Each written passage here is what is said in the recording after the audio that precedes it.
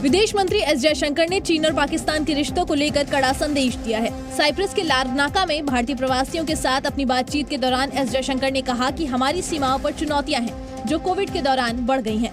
चीन के साथ संबंध सामान्य नहीं है, क्योंकि हम LAC को एक तरफा बदलने के किसी भी प्रयास के लिए सहमत नहीं है। साथ ही उन्होंने कहा कि भारत को लेकर काफी उम्मीदें हैं, क्योंकि हमें एक ऐसे देश के रूप में देखा जाता है जो समस्याओं का हल करता है। हमें एक मजबूत अर्थव्यवस्था वाले देश के रूप में देखा जाता है और हमें एक स्वतंत्र देश के रूप में भी देखा जाता है। आतंकवाद के मुद्दे पर बोलते हुए एस जयशंकर ने कहा कि हमारा मूल मुद्दों पर कोई समझौता नहीं है, क्योंकि कोई भी देश आतंकवाद से उतना पीड़ित नहीं है जितना हम हैं। हम कभी भी आतंकवाद को सामान्य नहीं बनाएंगे।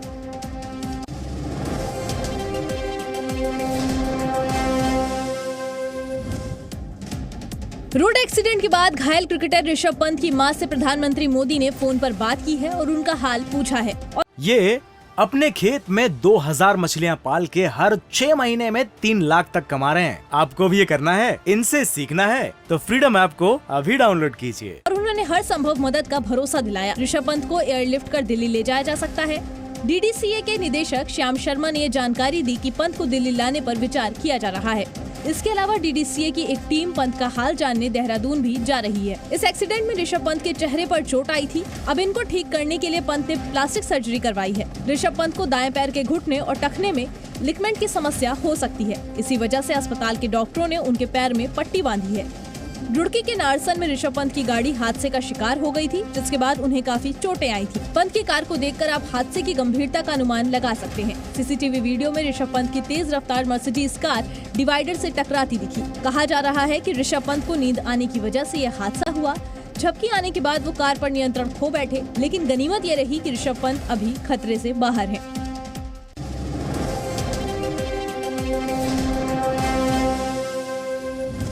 गुजरात के नवसारी में बीती रात दर्दनाक हादसे के बाद चीख पुकार मच गई। हादसा इतना भयावह था कि 10 यात्रियों की मौके पर ही मौत हो गई। बस ने एक SUV कार को टक्कर मारी थी। इस टक्कर की वजह बस ड्राइवर को हार्ट अटैक आना बताया जा रहा है, जिसकी वजह से बस से उसका नियंत्रण खत्म हो गया और बस कार से जाकर टकरा गई। हादसे में 30 से ज्यादा लोग घायल हैं। पुलिस ने आनन फानन में सभी घायलों को अस्पताल पहुँचाया। कई घायलों की हालत बेहद नाजुक बताई जा रही है। हादसा कितना भयावह था उसकी गवाही दे रही है ये तस्वीरें। बस हादसे के बाद SUV के परखच्चे उड़ गए। आज सुबह में अहमदाबाद बॉम्बे हाईवे पर परथान गांव के पास नाज होटल है, उसके पास एक लग्जरी और एक फॉर्च्यून कार के बीच में एक्सीडेंट हुआ है। एक सीरियस सूरत रेफर किया गया है और जो लग्जरी में बैठे थे वो कई लोगों को इंजरी हुई है। एक्सीडेंट के बाद फंसे हुए लोगों को निकालने के लिए गैस कटर का सहारा लेना पड़ा, जिसकी वजह से हाईवे पर जाम भी लग गया। किसी तरह सभी घायलों को पुलिस ने अस्पताल पहुंचाया। जिस बस ड्राइवर को हार्ट अटैक आया उसका भी अस्पताल में इलाज चल रहा है।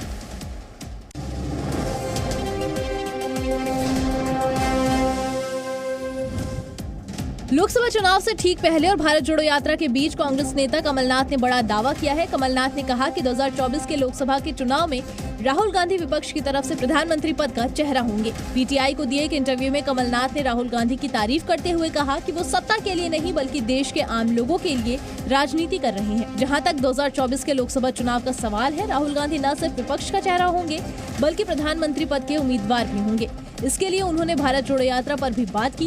उन्होंने राहुल गांधी की भारत जोड़ो यात्रा की खुलकर तारीफ करते हुए कहा कि इतिहास में इतनी बड़ी यात्रा कभी किसी ने नहीं निकाली है।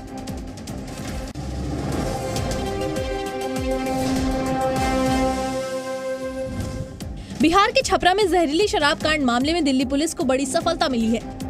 जहरीली शराब कांड मास्टरमाइंड को दिल्ली पुलिस ने गिरफ्तार कर लिया है, जिसका नाम रामबाबू बताया जा रहा है, जिसकी उम्र 35 साल बताई जा रही है। नकली शराब बनाने वाले मास्टरमाइंड को दिल्ली पुलिस की क्राइम ब्रांच ने गिरफ्तार किया है।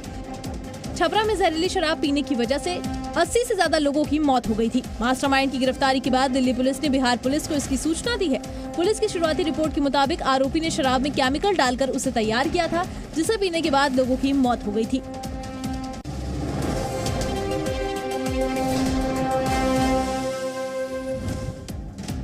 दिल्ली में गुनहगारों के हौसले किस कदर बढ़े हैं उसकी गवाह हैं ये तस्वीरें, जो ये बताती हैं कि शायद अब उनमें कानून का खौफ खत्म हो गया है। दरअसल दिल्ली के प्रीत विहार में जिम कारोबारी महेंद्र अग्रवाल को उनके ही दफ्तर में गोली मारकर अपराधी फरार हो गए।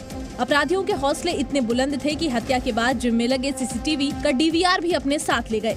एनर्जी जिम आप देख रहे हैं, इसी के मालिक थे महेंद्र अग्रवाल, जो कि शाम तकरीबन 7:30 बजे के आसपास अपने ऑफिस में बैठे हुए थे, जिनका जो कारोबार बताया गया है कि जो जिम की मशीनें होती हैं उनको बनाने का काम था, और इसी के साथ में इनके जिम और स्पा भी हैं। और ये जानकारी है कि शाम के वक्त 7:30 बजे एक के बाद एक 3 बदमाश इस ऑफिस में दाखिल होते हैं और फिर महेंद्र अग्रवाल पर ताबड़तोड़ फायरिंग करना शुरू कर देते हैं। महेंद्र अग्रवाल को जब गोली मारी गई तो उनके साथ में जितने भी उनके जानकार बैठे थे वो उनको अस्पताल लेकर के पहुंचते हैं, लेकिन उससे पहले ही उनकी मौत हो जाती है। मारे गए बिजनेसमैन महेंद्र अग्रवाल प्रीत विहार में जिम और स्पा सेंटर चलाते थे। शुक्रवार शाम 7:30 बजे उनकी गोली मारकर हत्या कर दी गई। हत्या में 3 अपराधियों के शामिल होने की बात सामने आ रही है। पुलिस आसपास की सीसीटीवी फुटेज की जांच कर रही है। पूरा मामला अभी जांच में है। अभी तो इतना ही पता चला है कि ये महेंद्र नाम का व्यक्ति है, ये जिम चलाते हैं और उनके ऑफिस में आके गोली चला के इनको मार दिया गया है। कितने बजे के आसपास का इंसिडेंट? अराउंड 7:30। अराउंड 7:30।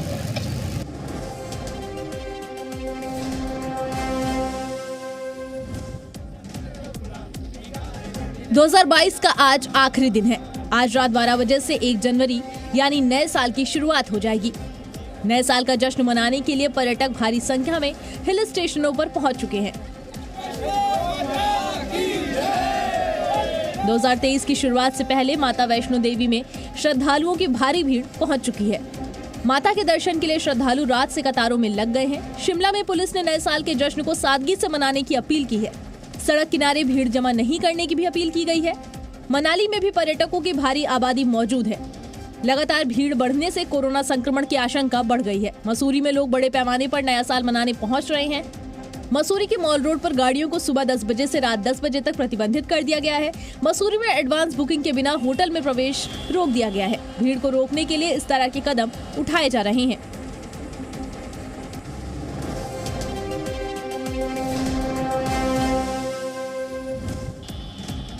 पहाड़ों पर हो रही बर्फबारी का असर अब मैदानी इलाकों पर भी देखने को मिल रहा है। देश की राजधानी दिल्ली समेत एनसीआर के लिए मौसम सरप्राइज लेकर आने वाला है। मौसम विभाग ने नए साल से ठीक पहले दिल्ली एनसीआर के लिए अलर्ट जारी किया है। आईएमडी ने नए साल से ठीक पहले अलर्ट जारी कर दिया है, जिसके मुताबिक दिल्ली, पंजाब, हरियाणा और राजस्थान में मौसम का मिजाज बदल सकता है। आज से लेकर 4 जनवरी के बीच उत्तर भारत में कई जगहों पर तापमान में अचानक कमी आएगी। इस दौरान तापमान में 3 से 5 डिग्री सेल्सियस की कमी दर्ज की जा सकती है। इतना ही नहीं, उत्तर भारत में 3 जनवरी तक शीतलहर भी चल सकती है। लोग सर्दी से बचने के लिए घरों में ही रहना ठीक समझ रहे हैं, तो कहीं पर चाय की चुस्की के साथ सर्दी को भगा रहे हैं। तो वहीं अगर AQI की बात करें तो दिल्ली का औसत AQI 388 तक पहुंच चुका है। यानी दिल्ली में रहने वाले लोग बहुत जहरीली हवा में इस वक्त सांस ले रहे हैं, जिसे देखते हुए कल यानी शुक्रवार को ही CAQM द्वारा दिल्ली में GRAP का 3रा चरण लागू किया गया।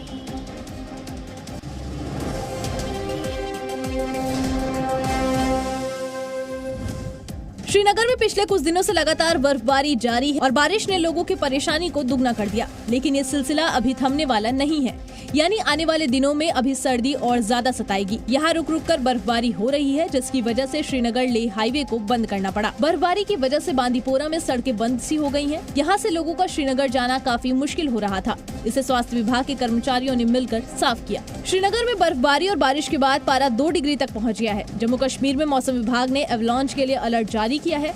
लोगों से ज्यादा ऊंचाई वाली जगहों पर जाने से बचने को कहा गया है।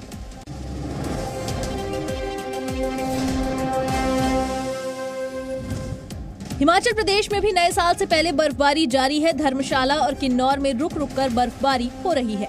बर्फबारी से जहां एक तरफ स्थानीय लोग खुश हैं, वहीं नए साल से पहले बहुत से पर्यटक बर्फबारी का मजा लेने पहुंच गए हैं। सैलानी धर्मशाला, किन्नौर और नरकंडा में बर्फबारी के बीच नए साल के जश्न मनाने को तैयार हैं। वैसे भी बर्फबारी का ये सिलसिला अभी थमने वाला नहीं है, इसलिए लोग भी तैयारी के साथ हिमाचल प्रदेश पहुंच रहे हैं।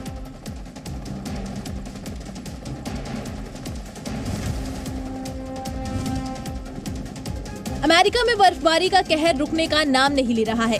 पिछले कई दिनों से अमेरिका के कई इलाकों में लगातार बर्फबारी हो रही है। बर्फबारी की तस्वीरें न्यूयॉर्क के हैम्बर्ग की हैं। न्यूयॉर्क में भारी बर्फबारी के बाद हैम्बर्ग का रेस्टोरेंट बर्फ के किले में तब्दील हो गया। इरी झील के किनारे बसे इस रेस्टोरेंट को एलिन होक चलाती हैं। बर्फबारी के बाद बर्फ का महल बने रेस्टोरेंट की इन तस्वीरों को देखिए, कैसे पूरा रेस्टोरेंट बर्फ से ढका नजर आ रहा है। रेस्टोरेंट हो, पार्किंग हो, मकान हो या फिर सड़क, हर तरफ बर्फ ही बर्फ जमी है। बर्फीले तूफान के बाद यहाँ हुए नुकसान का अभी अंदाजा लगाना मुश्किल है। बर्फबारी के चलते अमेरिका में उड़ानें भी प्रभावित है।